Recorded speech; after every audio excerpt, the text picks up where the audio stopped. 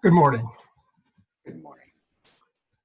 In 1775, when conflicts between America and the British were escalating, the possibility of war was becoming much more inevitable. The American people were divided over what course was the best for them to take. At the same time, Thomas Paine began writing a series of pamphlets that were designed to boost the morale and the resolve of the American people as they prepared in their quest for independence.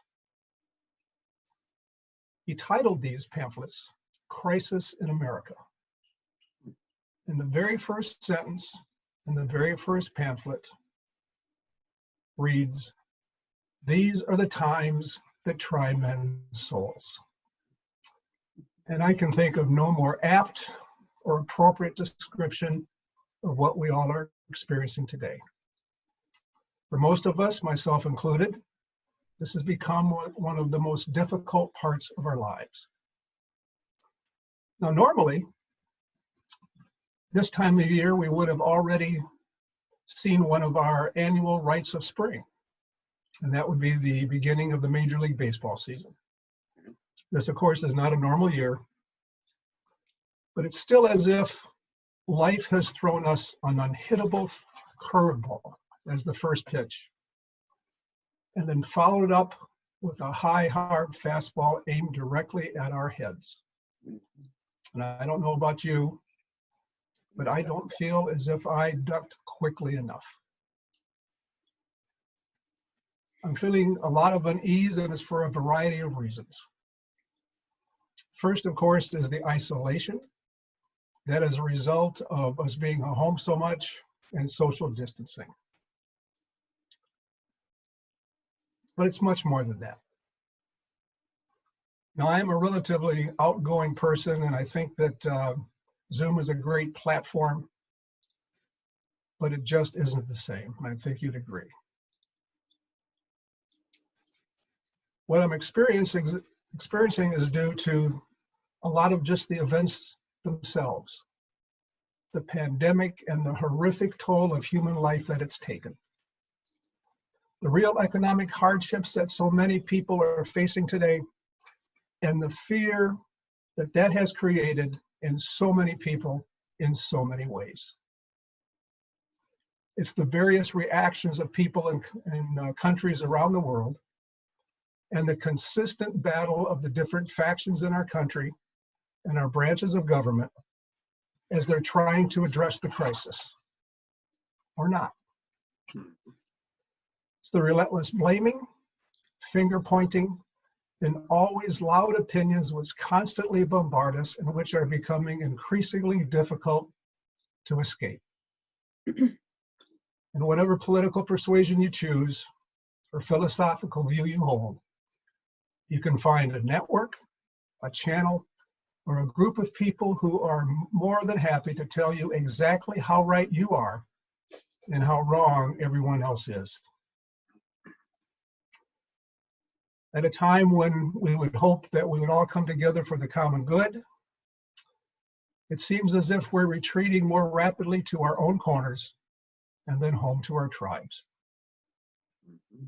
And as tragic, horrible, and frustrating as these times are, what I also find disheartening and disturbing are the ways in which I found myself reacting to it all.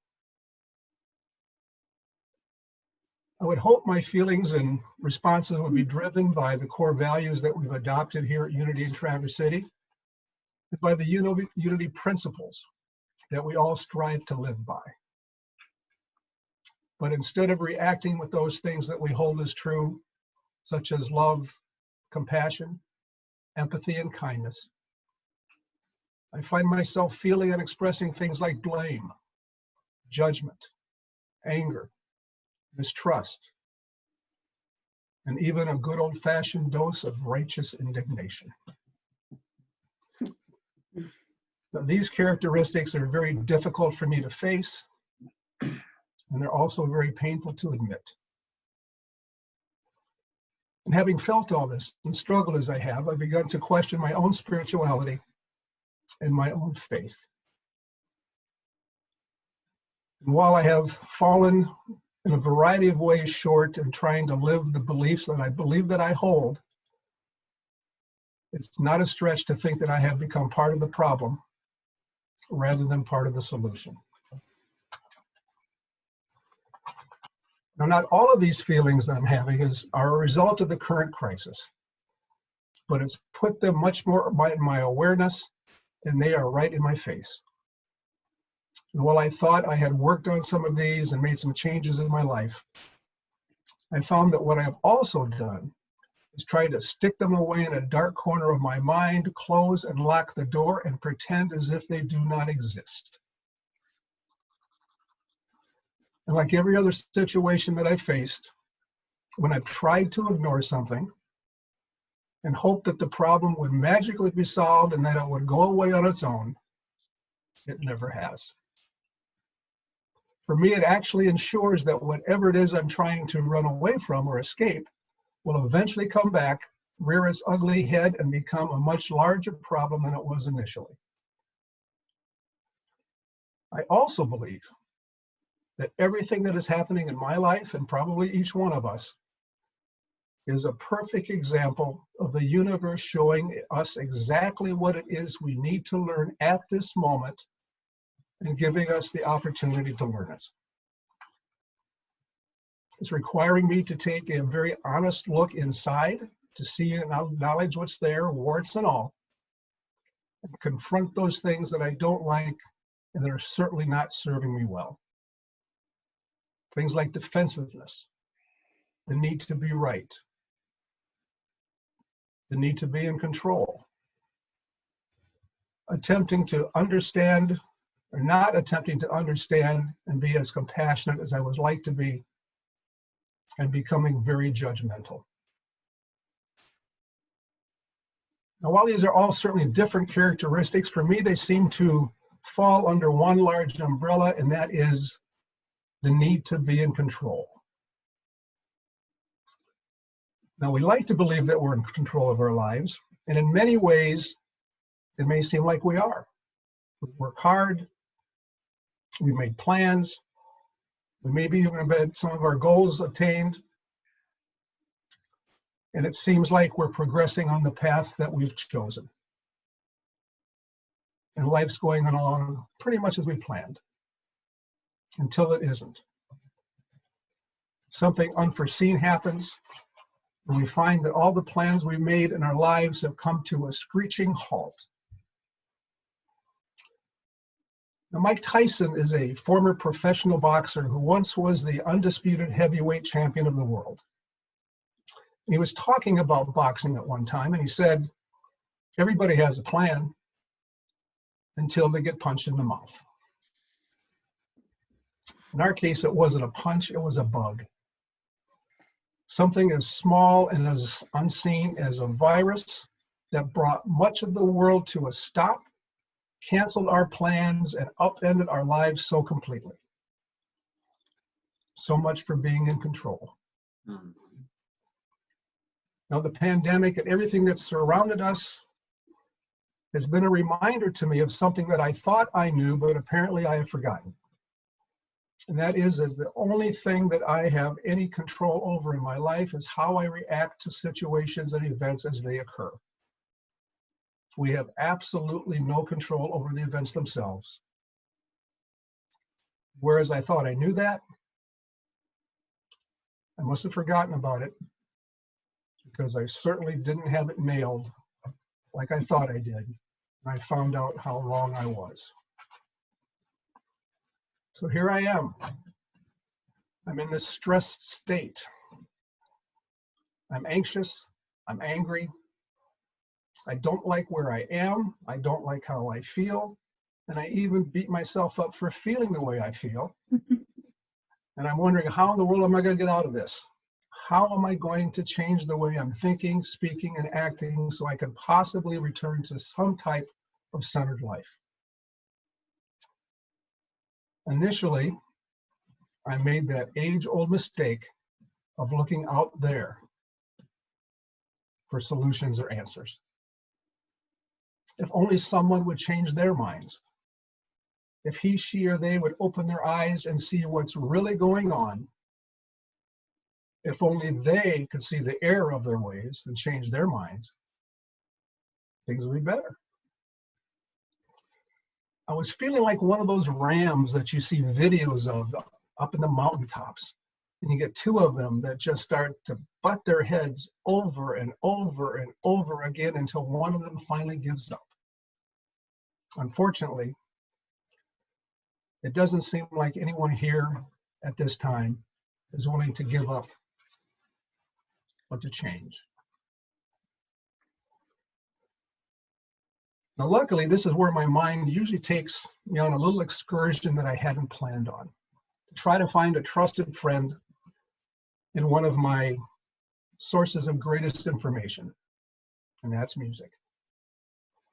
Seemingly out of nowhere, one of my favorite songs of all time popped into my mind, and that's Let It Be. I've always wondered if Let It Be is actually a statement of affirmation, similar to As So It Is, that we say at the end of a prayer or at a time of meditation. Or is it a statement of acceptance and surrender? Now, I read an interview once with Paul McCartney, and he was asked what was the inspiration for his song. And he said it came to him in a dream. His mother, whose name was Mary, died when he was 14. And he was terribly anxious and concerned about something that was going on in his life. And in this dream, his mother came to him and said, "It's going to be okay. Just let it be." The rest is musical history. Well, I go back and forth as to my interpretation of the song. I'd like to consider it as a statement of acceptance and surrender. And while these two things are very similar, I think there are some differences. Acceptance to me is really nothing more than a choice or a decision. It's a decision or a choice that we don't necessarily agree with the situation. We don't have to like it, but we arrive at a point where we can't deny that this situation exists. We have to figure out what to do about it. One of the best writings I've ever found on acceptance is in the Big Book, which is the basic tests of Alcoholics Anonymous, and it's been used in many, many 12-step programs over the years. And one of the sections of the book contains stories that people have written, people who are in recovery from their alcoholism. And one of these stories was written by a physician who had struggled mightily for years trying to overcome his disease, and realized that until he accepted the disease and everything that went with it, there was no way he could get sober. Then after being sober for a number of years, this is what he wrote. "And acceptance is the answer to all my problems today. When I am disturbed, it is because I find some person, place, thing, or situation, some fact of my life unacceptable to me.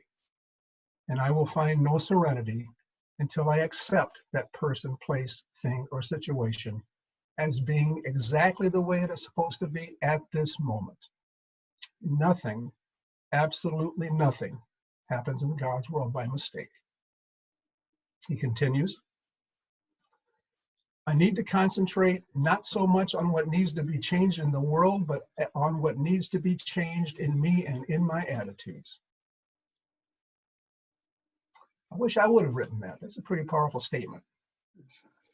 What's really amazing is that I can recite that passage after hearing it over 30 years ago, but I can't tell you what I did at 9 o'clock yesterday morning. So to me, acceptance is more of a decision to acknowledge that this something exists, and how do we move on with whatever it is. Surrender, on the other hand, I think, is at a completely different level. Whereas acceptance, I think, is from the mind, it's an intellectual decision. Surrender is much deeper. It's a state that comes from your heart and from your soul. I've always struggled with surrender. It's been difficult for me to wrap my head around what it really is. It's always implied and had negative connotations that I have to give up to someone or something, that I've been beaten, and I have to admit defeat, which is not something that I do very easily. I've also had another problem with surrender, is that many times I've tried to let something go and surrender it to God, the universe, or whatever. I try to snatch it back. I don't let it go. I think that, geez, if I try one more time, the outcome will be different. Or maybe if I give him, her, or they another chance, then fill in the blank. But I came across an article that helped to change my perspective on what surrender really is. I found it on an online version of Psychology Today. It's written by a woman whose name is Nancy Collier. And she is a licensed psychotherapist as well as an interfaith minister. In her article, she describes surrender as being at the heart of all spiritual paths, and that no practice has the potential to be as powerful or more profound. She writes, surrender happens when we know that we don't know. It arrives when we know that we cannot think or see our way through where we are. All we know is that we can't do it this way, the way we've been doing it a moment longer. Surrender happens when it can't not happen. I think we've all heard the expression, when you get to the end of your rope, tie a knot and hang on. Surrender comes when you're struggling at the end of that rope with all that you have within you, trying to find a solution, and nothing at all comes to help. And all you have left to do is release the rope. She continues, when we surrender, we give up, but not in the way we think giving up means. We don't give up to or on the situation, but rather we give up to the notion that we should be able or can manage the situation, that we can control it in any way. Surrender at its core is the willingness to meet life as life is and stop fighting with or trying to change what is so right now. And regardless of whatever it is that brings you to surrender, the result or gift that accompanies it remains the same. Relief, gratitude, grace, and sometimes even joy.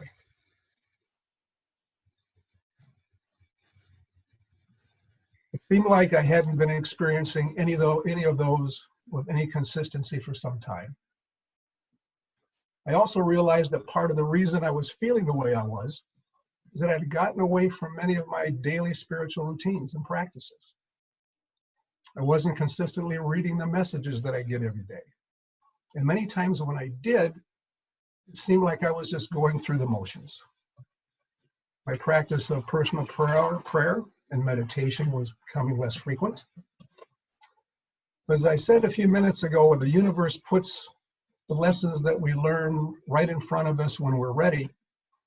It also provides us with the tools we need for that learning to occur. Each morning I receive the daily word, as well as the lesson of the day from A Course in Miracles. And about a month or so ago, I opened up the daily course lesson, and it was titled, I Rest in God.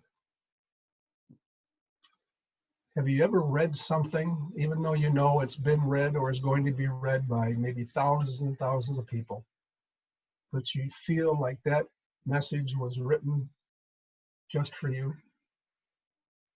That's the way I felt when I read this. And I'd like to share just a little bit of it with you this morning. I rest in God. This thought will bring to you the rest and quiet, the peace and stillness, and the safety and the happiness you seek. This thought has the power to wake the sleeping truth in you, whose vision sees beyond appearances to that same truth in everyone and everything there is. You rest in God, and while the world is torn by winds of hate, your rest remains completely undisturbed. You rest today. No more fearful dreams will come now that you rest in God. Take time today to slip away from dreams and into peace. That has become one of the most meaningful passages that I have ever read. I rest in God is becoming my path to surrender. When I truly live this mindset, it helps me give up my need to control, my need to be right. That gives me the opportunity to return and connect with God and continue my spiritual growth. It reinforces that divine order is in place. Now, I don't want to imply that I somehow found the magical surrender switch and flipped it, that everything is well. Far from it. Some days are pretty smooth. Other days are very rocky and challenging. One day may be 1 or 2 steps forward. The next may be 1 step forward and 2 or 3 steps back. But when I'm able to do this, when I'm able to surrender to the truth that God is within me, providing the peace, love, guidance, and the knowledge that all is exactly the way it is supposed to be at this time, I have absolutely nothing to fear. The turmoil, the anger, the need to control, and misguided importance that I have put on everything and everybody out there has absolutely no bearing on who and what I am, unless I let it. And instead of letting my human nature run wild and run amok and take over, I can stay more centered in spirit, and I'm better able to express the human nature or the divine nature which is in me and every one of us. These last few months, as difficult as they've been, have provided me with a variety of reasons to express gratitude. The opportunity to renew, revive, and deepen my connection with God. Releasing many of the thoughts and feelings that I've carried around for so long that no longer serve me. The opportunity to focus and see beyond outward appearances, chaos, and conflict to the truth that the Christ presence is in each and every one of us. And most importantly, not just in the people that are my friends, not just in the people that I agree with, but it is present in everyone. By speaking, living in a much more centered life with spirit, I can become part of the solution again, rather than part of the problem. I found a line in yesterday's Daily Word that resonated with me. It was, "Divine guidance is as close as my next heartbeat, knowing I can feel within for the answers to life's problems." That place within is where I find the space to rest in God. It's from that place that I can release my need to attempt to control or be controlled by anything that's outside of me. From that space, I can truly surrender to the love, presence, and divine order of God. And from there, it is the place where I can speak Paul McCartney's words as an affirmation. Let it be. Thank you, and God bless you.